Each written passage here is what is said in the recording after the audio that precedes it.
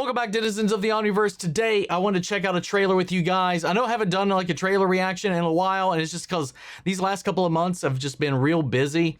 So like anytime something would pop up, I'm just kind of watching my own time. But this is one I've been really kind of interested in. Not even kind of, like very interested in. We've gotten like a teaser, a little bite-sized taste a time or two. But today we got our first full official trailer for season 2 of Netflix's live-action One Piece series. I have been waiting for this. It is right around the corner, like a month away. I think to the day, if I remember the release date. I think it's supposed to be March 10th, I think. And I cannot freaking wait, man. I'm so excited. And if you guys are unfamiliar, if you're new to the channel, you're just tuning in to see this right now, I had never watched an episode of One Piece in my life until season 1 of the live action on Netflix. Fell in love and immediately started reacting to the anime here on the channel. Right now, since then, I've just entered Thriller Bark. You know, obviously around the time I started, I wasn't able to do as much as I would have liked to have done, and I know that frustrated some people, but I went at the pace that I could up until a point, and then some opportunities came that allowed me to do more, and we're doing 3 episodes a week as of current, along with all the other shows that we cover. And well, on the channel right now, we are still wrapping up what was it, Water 7. But on Patreon, we are 6 episodes into Thriller Bark. I just watched 342, if I remember right. I'll be recording, whatever it is, I'll be recording the next set of episodes later tonight. And this just dropped. So I can't wait. Unlike my journey into the Grand, well, not even the Grand Line. We wouldn't even go to the Grand Line. Into the East Blue last season. I had no expectations, no knowledge going into it. Now it's kind of a different ball game because I have seen, I mean, at this point, well beyond what this is all going to be covering. So it's going to be a little bit of a different experience. I know a lot of people really liked that kind of pure blind going ins, but I just couldn't help myself, man. I apologize. I couldn't. I was really taken with it, and I am taken with the anime as well. And I just, I gotta keep sailing, dude. I can't help it. I'm sorry. That's good, right? Though that's the outcome you would want with somebody coming in as a newcomer and whatnot, I would imagine. But this time around, we're going to be we're going to be entering the Grand Line. We actually have a subtitle for the season. What is it? Into the Grand Line, I think is what they're calling it. Yeah, Into the Grand Line. You know, we're going to see them, you know, well, enter the Grand Line. That's where we left off at the end of last season. And then we'll be going up until Drum Island, I believe is what they said. This is going to be where this particular story ends. So we're going to have Logtown, Whiskey Peak, and then Drum Island, if I remember the order right. But I'm really excited to kind of rewind some time, see how they adapt these arcs, and also to kind of revisit the gang in a way that I haven't been able to see them in a little while, which is really nice, as we are still filling out our ranks. I mean, even to the point I'm at, we're still filling out our ranks. So it's just, I'm so excited. Anyway, I'm going to stop talking. Subscribe, check out my reactions to season 1, check out my reactions to the anime, and come back for season 2. Anyway, let's jump in. What's a pirate? Dude, Someone who has the Mary. and dreams. And Oh, dude, it looks so good. gives up. Hell yeah, man. Aw, Hero Luke. We put together an amazing crew, made it to the Grand Line. Reverse and now we're one step Mountain. closer to our dreams. So let's celebrate! I'm still blown away at how good this show looks. And beautiful, beautiful fucking choice. Though I cannot ever hear this song and not think of Cartman, though. Dude. Dude, I forgot about Little Garden. Careful who you trust. How did I forget about that? Miss Valentine. You're captain of the Straw Hat Pirates. Oh my God, man. Want to do no shit. Dude, what an amazing Robin. Die. I haven't got to talk about any of the teaser stuff we've seen either. Laboon. Or be king of the pirates. Bing, bang. Oh my god, man. God, David Desmalchin is just a brilliant pick for Mr. 3, dude. Bye-bye, baby. But there's nothing we can't God. take on. They kept the sound effects too. Zoro looks so good in that outfit. Buggy!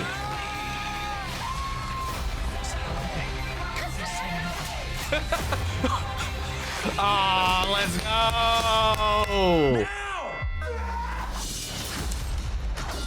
You can try, man. You can freaking try. Good sword. Sometimes you end up somewhere you never thought you would. Yo! Yo! That's Whoa! what the journey's all about. Waffle. What are you?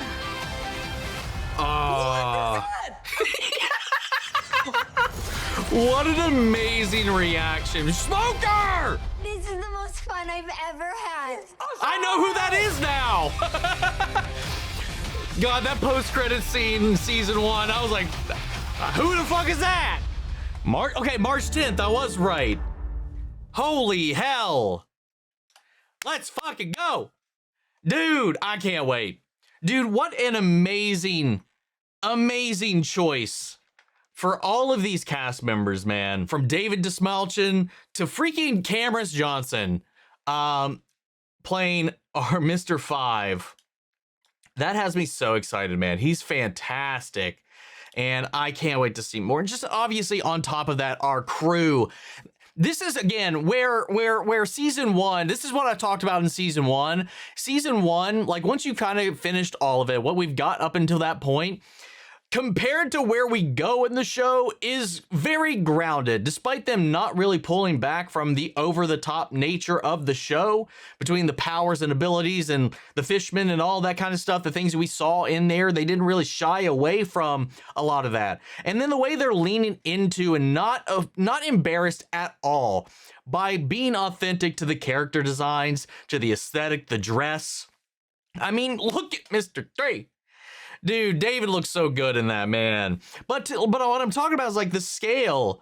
If I was to compare it to any other anime that I had seen, I was like, this is going to go off the rails eventually. And how is that going to translate into live action? Like when the scope and the scale and the fantasy of it gets larger than what they've shown so far.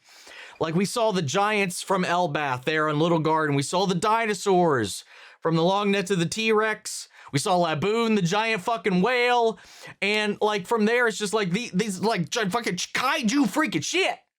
And then on top of that, you gotta add in all the different abilities that these wacky characters all have. How are you gonna depict that? Chopper, a fully CGI character who's got a whole like plethora of things to kind of that's gonna really challenge, I think, the creative team and bringing that to life. We saw a little bit of that in this. Wapple looks fantastic. Holy shit.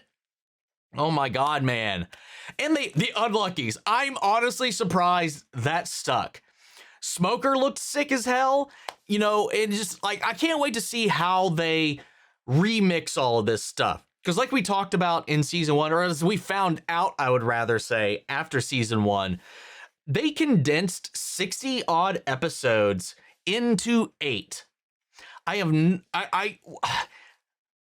haven't even checked how many episodes that this plans to cover, because I even forgot when I was describing it. So from where we left them off in season 1, there's all the stuff that happens at Logtown.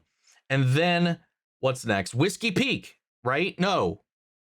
Or is it Whiskey Peak then? No, Logtown is before the Grand Line. The first town, the welcoming town they go to in the Grand Line is Whiskey Peak. Then Little Garden, then Drum Island, I believe, and that's where we're ending. So we have like 4 arcs that we are condensing into this. I can't remember how many episodes that is. I feel like it's more than we condensed last time, but I could be completely off about that. On top of the fact that we know that they've cast people that, at least in the anime, would not have appeared by this point yet.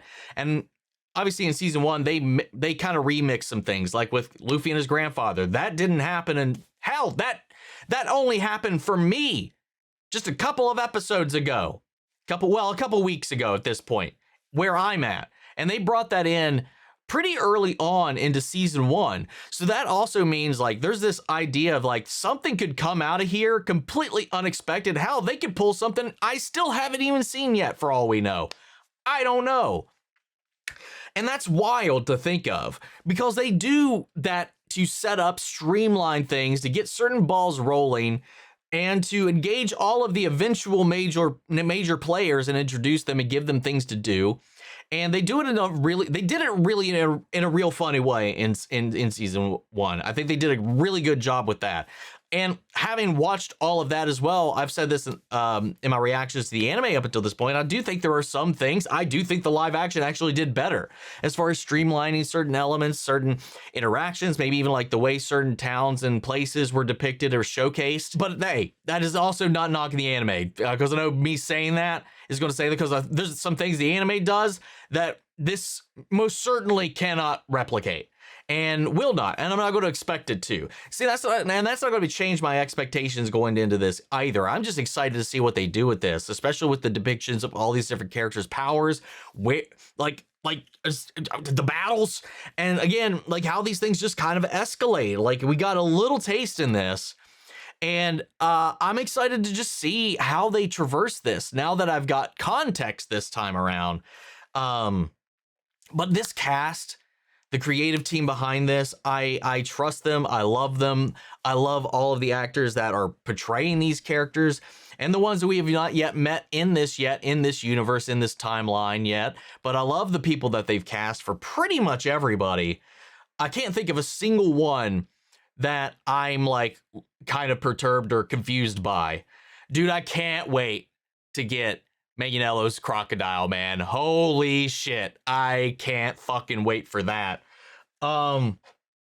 Dude. And then again, it's just going to keep getting wilder and wilder and wilder and wilder. But dude, like, anything's on the table with this shit. And I'm so fucking excited. I look forward to every time I sit down to record a One Piece reaction, and I absolutely adore it. And I have been just foaming at the mouth waiting for this to come back. It's also, now it's memory lane for me.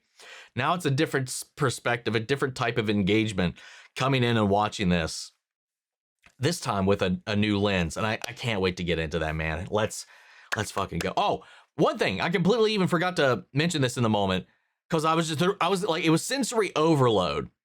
I didn't have that problem the first time around. Now I'm like, I know that character, where we are, what this is, what that is. Like, that was just me rattling shit off the entire time. I didn't really get to stop about Dr. Kurohei. Like, why? Oh my God, it still breaks my heart, I say, that Jamie Lee, due to like scheduling conflicts, could not play this character. I think that would have been perfect. Now, given animation to here, she doesn't look old enough and doesn't look witchy enough. Honestly, she kind of looked pretty good. Like, so, minor nitpick. Let me know if I'm the only one that thought that when she popped up on the screen. Oh, God. Anyway, I'm pumped up, dude. I'm ready to go. Guys, what did you think? How did you feel about this trailer? What are you most looking forward to?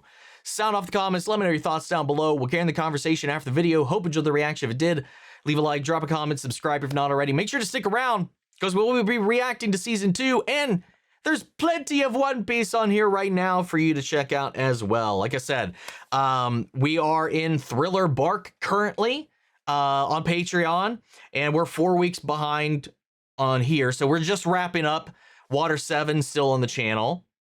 So we got a lot of stuff to chew on, man. And it'll just keep on growing, because we're nowhere near done with this shit, man. Anyway, I'm going to cut myself off here. I want to know what you all thought, so let me know. Before we go, I want to shout out Lily Chan Sung, Kiana Chanel, McGreg, Angela Burr, Calvin Brinley, Sleepy Bastard, Theodore Wolf, and Amy Becca. Thank you guys so much for becoming saviors here on the channel, helping sponsor and support the rescues and take care of here at the office. You guys have been tremendous help with all of that. Thank you guys so much. And a huge shout out to all of our channel legends. You and the patrons allow us to do pretty much most of what we do over this channel right now. Without you guys, we wouldn't be able to do most of this. You know, you guys are the backbone of this channel, and I want to give you guys here on YouTube a big shout out as well, because without y'all, we wouldn't be here. You guys are the ones we are doing this for. You guys you're the people that keep me coming back every time, man. Love you guys. I hope you're just excited as I am to get into the Grand Line, and I hope you come sail away with me as well. But that's it for this video, guys. I'll see you all in the next one. Take care, everybody.